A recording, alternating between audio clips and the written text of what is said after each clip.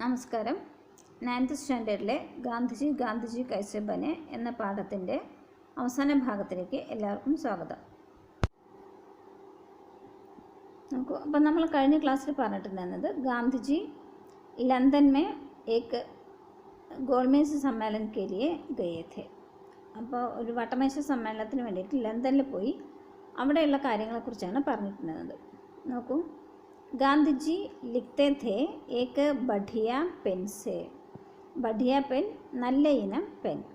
അദ്ദേഹം എഴുതിയിട്ടുണ്ടായിരുന്നത് ഥേ എന്ന് പറഞ്ഞാൽ ആയിരുന്നു, ലിഖ്തേ ഥേ എഴുതിയിട്ടുണ്ടായിരുന്നു. ഏക്ക് ബഠിയ പെൻ സെ ഒരു നല്ല ഇനം പെന്ന് കൊണ്ട്, സേ എന്നാൽ കൊണ്ട്. വഹ പെൻ ഏക് ദിൻ ചോരി ചലാ ഗയ. ആ പെന്ന് ഒരു ദിവസം മോഷണം പോയി. ചോരി എന്ന് പറഞ്ഞാൽ മോഷണം. लिखने बैठे और पाया कि पेन तो है ही नहीं. लिखने बैठे എഴുതാൻ വേണ്ടിയിരുന്നു. और पाया അപ്പോൾ മനസ്സിലാക്കി, കി എന്തെന്നാൽ, ഇങ്ങോട്ട് വള്ളിയിട്ടുണ്ടെങ്കിൽ കി എന്തെന്നാൽ. പെൻ തോ ഹേ ഹി നെഹി പെന്ന് അവിടെ ഇല്ല തന്നെ, അവിടെ പെന്നില്ല എന്ന് അദ്ദേഹം മനസ്സിലാക്കി. ഉസി സമയം ഏക് ബച്ചേനെ അപ്പനെ പെൻസിൽ ദേ ദി. ആ സമയം ഒരു കുട്ടി അദ്ദേഹത്തിന് ആ കുട്ടിയുടെ പെൻസിൽ കൊടുത്തു. അപ്പനി പറഞ്ഞാൽ സ്വന്തം, തൻ്റെ, സ്വന്തം എന്നൊക്കെ അർത്ഥം. പെൻസിൽ ദേ ദി നൽകി. കി ലോ ബാബ ഇസ്സെ ലിഖ് ലോ. എന്നിട്ട് പറഞ്ഞു, ലോ പറഞ്ഞാൽ ലേന എടുക്കുക, എടുത്തോളൂ ബാബ, ഇസ്സെ ലിഖ് ലോ ഇതുകൊണ്ട് എഴുതിക്കോളൂ. ഉനോനെ ലിഖ്കർ ദേഖാ കി അരെ വാ. അദ്ദേഹം എഴുതി നോക്കിയപ്പോൾ അദ്ദേഹത്തിന് തോന്നി, അരെ വാ നന്നായിട്ടുണ്ടല്ലോ. ഇസ്സെ തോ അച്ഛാ ലിഖാ ജാത്താ ഹേ ഇതുകൊണ്ടും നന്നായിട്ട് എഴുതാൻ കഴിയുന്നുണ്ട്. और स्याही वगैरह भरने की झंझट भी नहीं. അത് മാത്രമല്ല, और स्याही പറ മഷി, വഗൈരഹ് മുതലായവ, ഭർനേക്ക നിറയ്ക്കുന്നതിൻ്റെ, ഭർനേക്ക എന്ന് പറഞ്ഞാൽ എൻ്റെ ഉട എന്നാണ് അർത്ഥം കാൻ്റെ. അപ്പം ഭർനേക്ക നിറയ്ക്കുന്നതിൻ്റെ, झंझट भी नहीं ബുദ്ധിമുട്ടും ഇല്ല, झंझट ബുദ്ധിമുട്ട്. तो तय कर लिया कि अब पेंसिल से ही लिखेंगे. അപ്പോൾ അദ്ദേഹം തീരുമാനിച്ചു, തൈ കർ ലിയ എന്ന് പറഞ്ഞാൽ തീരുമാനിച്ചു. അപ്പോൾ പെൻസിൽ സെ ഹി ലിഖേങ്കെ ഇനി പെൻസിൽ കൊണ്ടേ എഴുതുള്ളൂ എന്ന് അദ്ദേഹം തീരുമാനിച്ചു. और पेंसिल से उन्होंने पहली चिट्ठी किसे लिखी जानते हो? भारत के वाइसरॉय को. और पेंसिल से पेंसिल കൊണ്ട്, से കൊണ്ട്, उन्होंने पहली चिट्ठी അദ്ദേഹം ഫസ്റ്റത്തെ ലെറ്റർ, കിസെ ലിഖി, കിസെ എന്ന് പറഞ്ഞാൽ കിസ്കോ ആണ് കിസെ വരിക. കിസെ ലിഖി ആർക്കാണ് എഴുതിയത് എന്ന്, ജാൻതേ ഹോ അറിയുമോ? ഭാരത് കെ വൈസ്രോയിക്കോ ഭാരതത്തിൻ്റെ വൈസ്രോയ്ക്കാണ് അദ്ദേഹം പെൻസിൽ കൊണ്ട് ആദ്യത്തെ കത്ത് എഴുതിയത്. അപ്പോൾ ചിട്ടി എന്ന് പറഞ്ഞ സാധനം സ്ത്രീലിംഗമായതുകൊണ്ടാണ് പഹലി എന്ന് വന്നത്. ഇനി കത്ത് എന്നാണെങ്കിൽ പഹല എന്ന് വരുമായിരുന്നു. അപ്പോൾ ചിട്ടി, കത്ത് എന്ന വാക്ക് സ്ത്രീലിംഗമായതുകൊണ്ട് പഹലി, ചിട്ടി. അപ്പോൾ ഒന്ന് ഓർത്ത് വയ്ക്കാം. ലിഖ്തേ ലിഖ്തേ പെൻസിൽ ചോട്ടി ഹോ ജാത്തി. എഴുതിക്കൊണ്ടിരിക്കുമ്പോൾ പെൻസിൽ ചെറുതായി വന്നു. तो उस पर कागज़ की बोंगली लगाकर धागे से बांध लेते. എന്താ ചെയ്ത്? ലിഖ്തേ ലിഖ്തേ എഴുതി പെൻസിൽ ചോട്ടി ഹോ ജാത്തി പെൻസിൽ ചെറുതായി വന്നു. तो उस पर कागज़ की बोंगली लगाकर അപ്പോൾ ചെറുതായി വന്ന പെൻസിൽ പിടിക്കാൻ എഴുതാനൊക്കെ ബുദ്ധിമുട്ട്.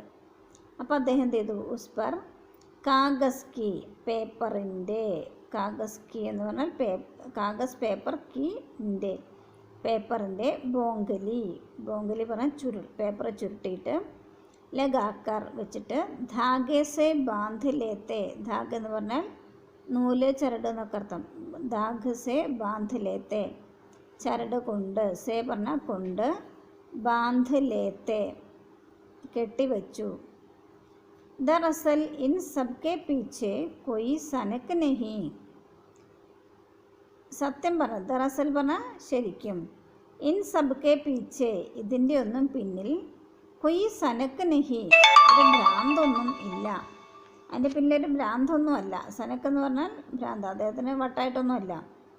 ബൽക്കി എന്നാൽ ഗാന്ധിജിക്ക് യഹ് സോച്ച് ഥി, ഗാന്ധിജിയുടെ ചിന്ത ഇതായിരുന്നു, कि जब आपके देश के अधिकांश लोग गरीब हो, അദ്ദേഹത്തിൻ്റെ ദേശത്തിൻ്റെ, കെ എന്ന് പറഞ്ഞാൽ ഇന്ത്യ എന്ന് തന്നെ അർത്ഥം, ദേശത്തിൻ്റെ, അധികാംശ ലോക അധികം ആളുകളും, ഗരീബ് ഹോത്തോ പാവപ്പെട്ടവരാകുമ്പോൾ, ആപ്കോ ഫിസുൽ ഖർജി ഔർ ദിഖാവ നഹി കർണ ചാഹിയെ, അദ്ദേഹം ഫിസുൽ ഖർജി ദുർവ്യയം, ഔർ ദിഖാവ അങ്ങനെ കാണിക്കാൻ, പുറത്തിങ്ങനെ കാണിക്കാൻ വേണ്ടിയിട്ട്, എനിക്കിതുണ്ടെന്നൊക്കെ കാണിക്കാൻ വേണ്ടിയിട്ട് കാണിക്കാത്ത ദിഖാവ നഹി കർണ ചാഹിയെ, അങ്ങനെ ഒരു മറ്റുള്ളവരെ കാണിക്കാൻ വേണ്ടി എന്തും വാങ്ങിക്കുക, അതിൻ്റെ ഒന്നും ആവശ്യമില്ല.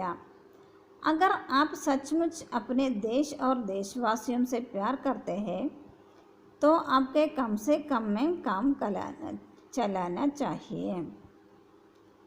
അഗർ ആപ് സച്ച്മുച്ച് ഒരു പക്ഷേ നിങ്ങൾ തീർച്ചയായും അപ്നെ ദേശ് ഔർ ദേശവാസിയോं से നിങ്ങളുടെ ദേശത്തോടും ദേശവാസികളോടും, ഇവിടെ സേൻ്റെ അർത്ഥം ഓട്, ദേശവാസികളോട്, പ്യാർ കർത്തേ ഹേ അവരോട് സ്നേഹമുണ്ടെങ്കിൽ, തോ ആപ്കോ കം സേ കമ്മേം കാം ചലാന ചാഹിയെ, അപ്പോൾ നിങ്ങൾ ഏറ്റവും കുറച്ച് കാര്യങ്ങൾ കൊണ്ട് അവനവൻ്റെ കാര്യങ്ങൾ നടത്താം. കാം ചലാന പറഞ്ഞ കാര്യം നടത്താം. ഏറ്റവും കംസേ കമ്മേ വളരെ കുറച്ച് ചിലവിൽ കാര്യങ്ങൾ നടത്തണം. ഔർ സാദഗി കാ മഹത്വ സംജാന ചാഹിയെ, അതുമാത്രമല്ല ലാളിത്യത്തിൻ്റെ മഹത്വം മനസ്സിലാക്കുകയും വേണം. സമജ്ന ചാഹിയെ, സമജ്ന മനസ്സിലാക്കുക, സംജാന ആണെങ്കിൽ മനസ്സിലാക്കി കൊടുക്കുക. ഔർ സാദഗി കാ മഹത്വ ലാളിത്യത്തിൻ്റെ മഹത്വം മനസ്സിലാക്കുകയും വേണം. आप बड़े बनेंगे और कहाएंगे अपने विचारों से और अपने काम से, നിങ്ങൾ വലിയ ആളാവും. ആപ്പ് ബഡേ ബനേങ്കെ നിങ്ങൾ വലിയ ആളായിരിക്കും. അവർ കഹായെങ്കെ പറയുമായിരിക്കും, നിങ്ങൾ വലിയ ആളാണെന്ന് പറയുമായിരിക്കും. എന്തുകൊണ്ട്? അപ്പനെ വിചാരവും സേ ഓർ അപ്പനെ കാംസേ, നിങ്ങളുടെ ചിന്തകളും പ്രവൃത്തികളും കൊണ്ടാണ് നിങ്ങളെ മഹാനാണ് എന്ന് പറയുക. നിങ്ങളൊരു കാലത്ത് മഹാനാവുകയാണെങ്കിൽ ബഡേ ബനേങ്കെ, അപ്പോൾ ഇങ്ങനെയാണ്, എന്തുകൊണ്ടാണ് അങ്ങനെ പറയുക, മഹാനാണെന്ന് പറയുക? കഹായെങ്കെ പറഞ്ഞാൽ പറയും. അപ്പനെ വിചാരവും സേ നിങ്ങളുടെ ചിന്തകൾ കൊണ്ടും, അപ്പനെ കാംസേ പ്രവൃത്തികൾ കൊണ്ടും ആയിരിക്കും. നാക്കി അപ്പനെ കപ്പടവും സേ നിങ്ങളെ മഹാനാണ് എന്ന് പറയുക നിങ്ങളുടെ ചിന്തകൾ കൊണ്ടും പ്രവൃത്തികൾ കൊണ്ടുമായിരിക്കും, അല്ലാതെ നിങ്ങളുടെ വസ്ത്രം കൊണ്ട് ആയിരിക്കില്ല. एक बार तो उनकी प्रार्थना सभा में कुछ अमीर आदमी सज धज कर आ गए तो गांधी जी ने उसे डांट दिया. ഒരിക്കൽ അദ്ദേഹത്തിൻ്റെ പ്രാർത്ഥനാ സഭയിൽ കുച്ച് അമീർ ആദ്മി കുറച്ച് പൈസക്കാരായ ആൾക്കാർ, കുറച്ച് റിച്ചായിട്ടുള്ള ആൾക്കാർ, സജ് ദജക്കർ ആഭരണങ്ങളോടുകൂടി അലങ്കാരത്തോടുകൂടി ആ ഗയേത്തോ വന്നപ്പോൾ, ഗാന്ധിജിനെ ഉന്നെ ഡാണ്ട് ദിയ ഗാന്ധിജി അവരെ വഴക്ക് പറഞ്ഞു. ഡാണ്ട് ദിയ വഴക്ക് പറഞ്ഞു. ജൈന ധർമ്മമേ भी अपरिग्रह पर काफ़ी जोर दिया गया है. ജൈന മതത്തിലും, ധർമ്മം എന്ന് പറഞ്ഞാൽ മതം, മേം എന്ന് പറഞ്ഞാൽ ഇൽ, ജൈന മതത്തിലും അപരിഗ്രഹം എന്ന് പറഞ്ഞിട്ടുണ്ടെങ്കിൽ ഈ വേർഡ് ജൈനമതവുമായി ബന്ധപ്പെട്ടതാണ്. ആവശ്യമില്ലാത്ത സാധനങ്ങൾ സംഭരിച്ച് വയ്ക്കാതിരിക്കുക, ആവശ്യമില്ലാത്ത ഒരു കാര്യങ്ങൾ, എന്ത് ചിന്തയാലും പ്രവൃത്തിയാലും ധനമായാലും ഒന്നും സ്വരൂപിച്ച് വയ്ക്കാതിരിക്കുക എന്നാണ് എൻ്റെ അർത്ഥം. പർ കാഫി ജോർ ദിയാ ഗയ, നല്ല ജോർ എന്ന് പറഞ്ഞാൽ ഫോഴ്സ് എന്നർത്ഥം. ജൈനധർമ്മ അപരിഗ്രഹ പർ കാഫി ജോർ ദിയാ ഗയ ഹെ. ജൈനമതത്തിൽ അപരിഗ്രഹത്തിന് ഒരുപാട് ഇമ്പോർട്ടൻസ് ഉണ്ടായിരുന്നു. काफ़ी जोर പറഞ്ഞ ഇമ്പോർട്ടൻസ് പ്രാധാന്യം ഉണ്ടായിരുന്നു. അപരിഗ്രഹ യാനി ഫാൽത്തു കി ചീസെ ജമാ മത് കരോ. അപരിഗ്രഹ അതായത് ഫാൽത്തു കി ചീസെ പറഞ്ഞാൽ ആവശ്യമില്ലാത്ത വസ്തുക്കൾ. ജമാ മത് കരോ, ജമാ കർണ സ്വരൂപിക്കുക, മത് അരുത്, കരോ ജമാ മത് കരോ സ്വരൂപിക്കരുത്. ബസ് ഗാന്ധിജി കോ തോ ജഹാം ഭി കുച്ച് അച്ഛാ ലഗാ അപ്നാ ലേത്തെ തേ. ഗാന്ധിജി ആണെങ്കിൽ എവിടെയാണോ കുറച്ച് നല്ല കാര്യങ്ങൾ കണ്ടത് അപ്നാ ലേത്തെ തേ സ്വന്തമാക്കിയിട്ടുണ്ടായിരുന്നു. തോ ഉन्होंने അപരിഗ്രഹ കോ ഭി അപ്നാ ലിയ. അദ്ദേഹം അപരിഗ്രഹത്തിനെ സ്വന്തമാക്കി. അപരിഗ്രഹം എന്ന് പറഞ്ഞാൽ ആ പ്രവൃത്തി അദ്ദേഹം സ്വന്തമാക്കി. ഗാന്ധിജിക്ക് 3 ബന്ദർ ബഹുത്ത് മഷ്ഹൂർ ഹെ. അദ്ദേഹത്തിൻ്റെ 3 ബന്ദർ പറഞ്ഞാൽ മങ്കീസ്, കുരങ്ങന്മാർ, മഷ്ഹൂർ ഹെ. ശരിക്കും നിങ്ങൾ കണ്ടിട്ടുണ്ടായിരിക്കും 3 മങ്കീസ് ഇരിക്കുന്നത്. ഒരാൾ ചെവി പൊത്തിയിട്ട്, ഒരാൾ കണ്ണ് പൊത്തിയിട്ട്, ഒരാൾ വായ പൊത്തിയിട്ടിരിക്കുന്നത്. അതായത് ആവശ്യമില്ലാത്തത് കാണുകയോ കേൾക്കുകയോ സംസാരിക്കുകയോ ചെയ്യരുത് എന്നാണ് അതിൻ്റെ അർത്ഥം. യഹ് ദറസൽ ഏക് ഖിലൗന ഥാ. അത് ശരിക്കും യഥാർത്ഥത്തിൽ ഒരു കളിപ്പാട്ടമായിരുന്നു. ജോ കുച്ച് ചീനി ബച്ചോനെ ഗാന്ധിജിക്കോ ഭേണ്ട് കിയാ ഥാ. അത് കുറച്ച് ചൈനക്കാരായ കുട്ടികൾ ഗാന്ധിജിക്ക് ഗിഫ്റ്റ് കൊടുത്തതായിരുന്നു. ഭേണ്ട് കിയാ ഥാ, ഗിഫ്റ്റ് കൊടുത്തതായിരുന്നു. ലേക്കിൻ ഗാന്ധിജിനെ ഉന്നെ അപ്പനെ ജീവൻ കാ സാഥി ബനാ ലിയ.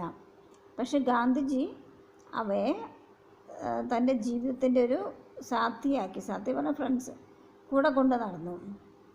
जब धोती पहननी शुरू कर दी तो जब घड़ी का हाम रखे तो उसे कमर में लटकाना शुरू कर दिया.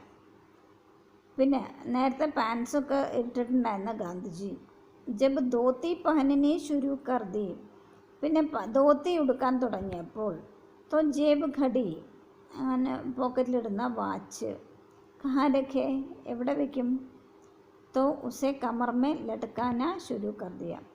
അത് അങ്ങനെ അരയിൽ തൂക്കിയിടാൻ തുടങ്ങി. इस तरह ഗാന്ധിജി ധീരെ ധീരെ വൈസെ ഗാന്ധിജി ബൻ ഗയെ. ഇങ്ങനെ ഗാന്ധിജി പതിയെ പതിയെ അങ്ങനെയുള്ളൊരു ഗാന്ധിജിയായി തീർന്നു. ജൈസ ആജ്കൽ ഹം ഉൻകെ ചിത്രമേ ദേഖ്തേ ഹെ. ഇന്നത്തെ കാലത്ത് നമ്മൾ അദ്ദേഹത്തെ ചിത്രങ്ങളിൽ എങ്ങനെയാണോ കാണുന്നത് അതുപോലെ അദ്ദേഹം ആയിത്തീർന്നു. അതായത് അദ്ദേഹത്തിൻ്റെ ജീവിത അനുഭവങ്ങളിൽ നിന്ന് അദ്ദേഹം അധികം ചിലവ് ചെയ്യാത്ത, ദുർവ്യയമൊന്നും ചെയ്യാത്ത, ആഡംബരം കാണിക്കാത്ത, ഒറ്റ മുണ്ട് മാത്രം ഉടുക്കുന്ന, സത്യം മാത്രം പറയുന്ന ഗാന്ധിജിയായി തീർന്നു എന്നർത്ഥം. അപ്പോൾ ഈ ലെസൺ ഇവിടെ കഴിഞ്ഞു. നമുക്ക് ഇതിൻ്റെ പോയിൻറ്റ്സ് ഒന്നും അടുത്ത ക്ലാസ്സിൽ പറയാം. അപ്പോൾ എല്ലാവരും നന്നായിട്ട് ടെക്സ്റ്റ് വായിക്കുക, എങ്കിലേ ആൻസറൊക്കെ എഴുതാൻ കഴിയുള്ളൂ. Okay, thanks for watching.